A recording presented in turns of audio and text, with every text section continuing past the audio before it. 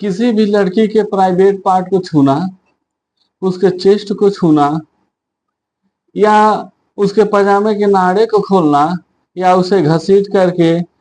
पुलिया के नीचे ले जाना या किसी सुनसान स्थान पर ले जाना, यह रेप के कैटेगरी में नहीं आएगा, अटेम्प्ट टू रेप के कैटेगरी में नहीं आएगा, यानी कि बलात्कार के प्रयास या बलात्कार की कोशिश में नहीं आएगा, बलात्कार जैसे अपराध की श्रेणी में नहीं आएगा। जी हाँ, यह कहना मेरा नहीं, ऐसा निर्णय माननीय उच्च न्यायालय इलाहाबाद के द्वारा दिया गया है। नमस्कार, मैं अभिषेक कुमार स्वागत करता हूं आप सभी का आपके अपने YouTube चैनल मुद्दे की बात आपके साथ 24x7 में। बातें मैंने जो अभी कही वह बातें एक निर्णय के माध्यम से निकल कर आया है। उस निर्णय पर, उन न्यायमूर्ति पर बात करने से पहले हम सभी मामले को, तथ्य को समझ लें तो ज्यादा बेहतर होगा। बात है उत्तर प्रदेश के कासगंज जिले की, जहां पर 10 नवंबर 2021 के सुबह एक महिला अपने नाबालिग बच्ची के साथ अपने किसी रिश्तेदार के वहां गई होती है और लौटते समय उसे शाम हो जाता है। जब वह अपनी बच्ची के साथ शाम को वापस आ रही होती है, बच्ची की उम्र 14 साल थी, जब वह उसके साथ वापस आ रही होती है तो उसके गांव के ही आकाश, पवन और अशोक नामक लड़के मिलते हैं और कहते हैं कि इसे हमारे साथ भेज दीजिए। चूंकि लड़के परिचित रहते हैं, गांव के ही रहते हैं, महिला उन पर विश्वास कर लेती है और अपनी बच्ची को उनके साथ जाने देती है। कुछ दूर आने पर सुनसान जगह देख करके आकाश के द्वारा लड़की का प्राइवेट पार्ट पकड़ लिया जाता है, यानी कि उसके प्राइवेट पार्ट को छुआ जाता है और पवन उसे घसीट करके पुलिया नीचे ले जाते हैं और इसी दौरान उसके पजामे के नाड़े को खोल दिया जाता है या यूं कहें तोड़ दिया जाता है। लड़की तो द्वारा जब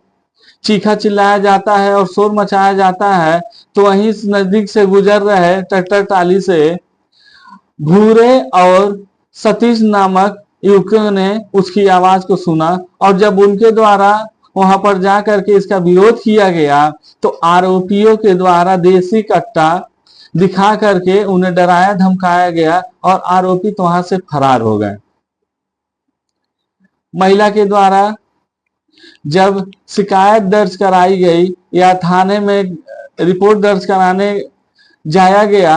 तो उसके रिपोर्ट को पुलिस द्वारा लिखा नहीं गया और बार बार महिला थाने का चक्कर काटती रही, परंतु उसकी बातों को किसी को सुना नहीं। अंततः 12 जनवरी 2022 को महिला न्यायालय का रुख करती है और न्यायालय का दरवाजा खटखटाती है। न्यायालय ने महिला की शिकायत को स्वीकार किया और पीड़ित लड़की और गवाहों के बयान को दर्ज किया और आईपीसी की धारा 376, 354, 354 बी और पॉक्सो एक्ट की धारा 8 के तहत मुकदमा दर्ज कराया और जो तीसरा साथी था अशोक, उसके खिलाफ 504 और 506 के तहत मुकदमे दर्ज किए गए।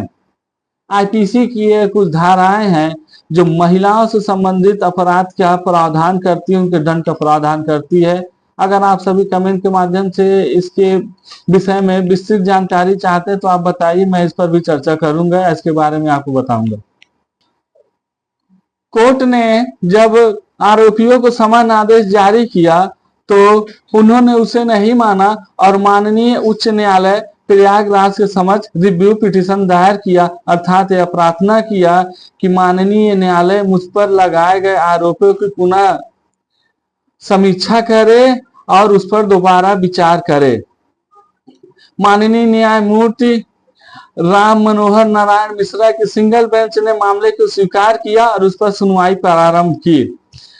17 मार्च 2025 को अपने दिए गए फैसले में माननीय न्यायमूर्ति राम मनोहर नारायण मिश्रा लिखते हैं कि लड़की के प्राइवेट पार्ट को छूना, उसके चेस्ट को हाथ लगाना, पजामे के नाड़े को खोलना या तोड़ना, उसे घसीट करके पुलिया के नीचे ले जाना, यह पर्याप्त आधार नहीं बनता रेप जैसे अपराध के लिए। यानी कि यह रेप नहीं माना जाएगा, बलात्कार नहीं माना जाएगा, अटेम्प्ट टू रेप की कैटेगरी या रेप के कैटेगरी में नहीं आएगा। इस निर्णय की बहुत से लोगों द्वारा आलोचना की गई, निंदा की गई। इसके बाद we the women of India नामक संस्था ने माननीय सर्वोच्च न्यायालय का रुख किया और माननीय सर्वोच्च न्यायालय ने मामले का स्वतः संज्ञान लिया। जस्टिस वी आर गवई और जस्टिस एसी मसीह की बेंच ने कहा कि हाईकोर्ट द्वारा दिए गए फैसले में पूरी तरीके से असंवेदनशीलता और अमानविकता दिखाई देती है और इस पर पूर्ण रूप से रोक लगाना आवश्यक है। आगे उन्होंने कहा कि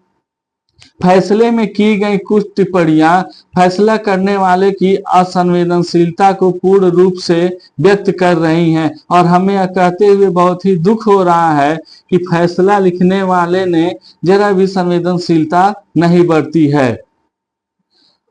मामले पर जब सुनवाई चल रही थी तो उस समय सॉलिसिटर जनरल तुषार मेहता भी वहां पर उपस्थित थे और उन्होंने 2 जजों की बेंच द्वारा दिए गए फैसले का पुरजोर समर्थन किया। उसके बाद माननीय सर्वोच्च न्यायालय ने